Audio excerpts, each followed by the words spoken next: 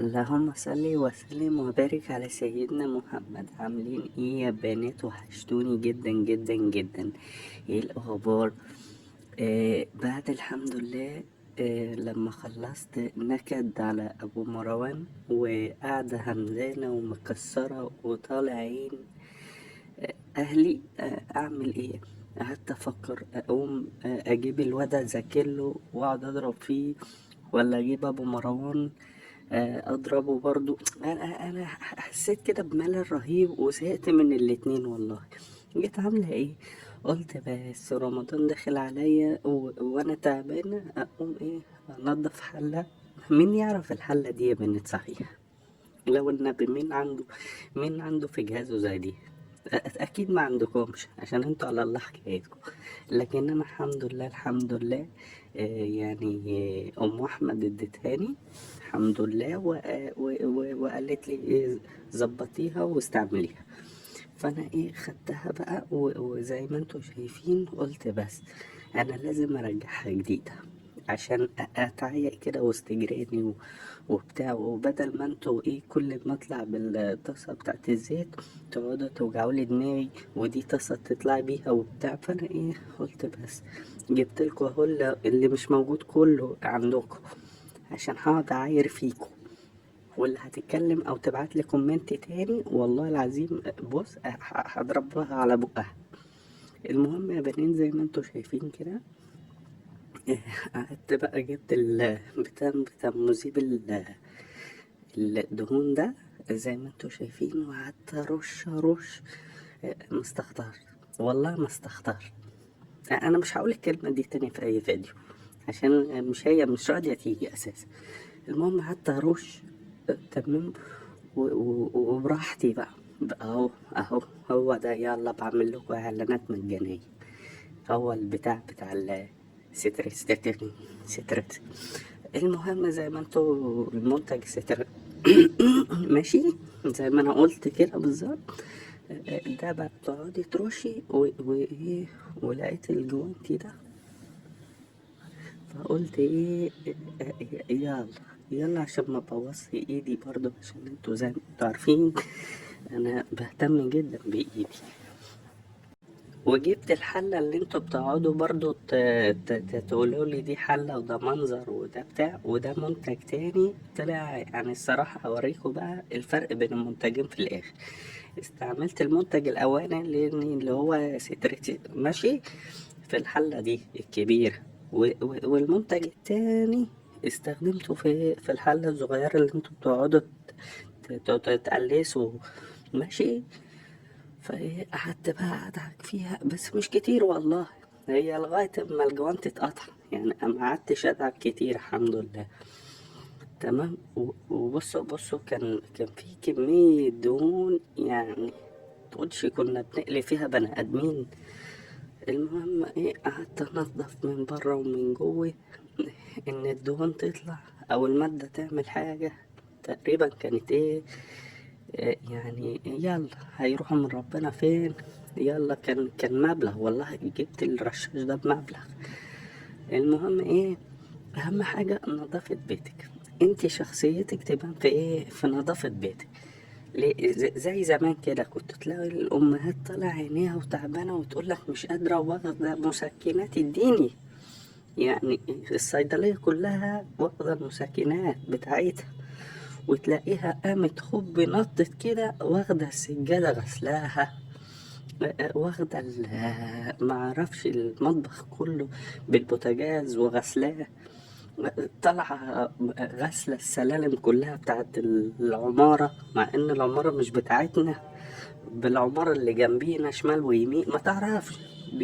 يعني هي هبات نشاط كده غريبة بتيجي للستات اللي حالاتنا.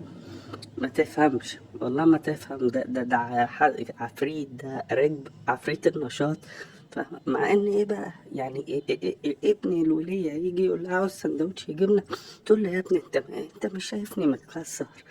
انت يالا ما عندكش دم يالا. جوزها يقول لها طب كوباية شاي. يطلعوا بقى في صبايا اللي معرفش ايه انت مش شايف مراتك تعبانة؟ بتقول لها كوباية شاي، ما تقوم يا فجل انت وهو تعملوا كوباية. بس ايه، تيجي ساعة النظافة تلاقيها خدت النيش بالشيش بالطرابيش كلها.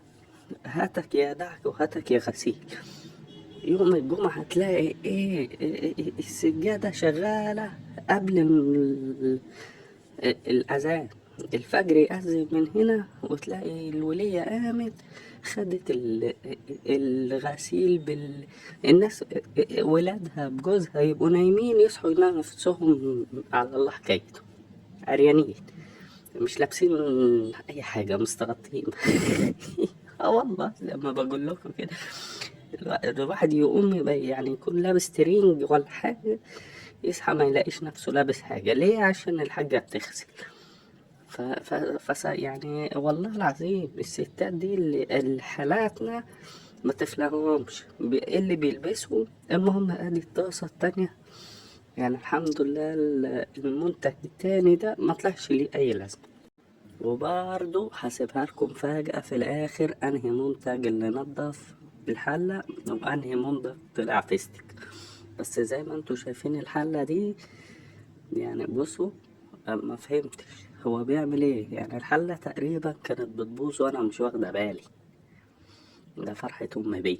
المهم زي ما انتوا عارفين انا ولا يهمني وابو مروان ولا يقدر يتكلم معايا، عشان انا ليا شخصية وانت بنتت قوي.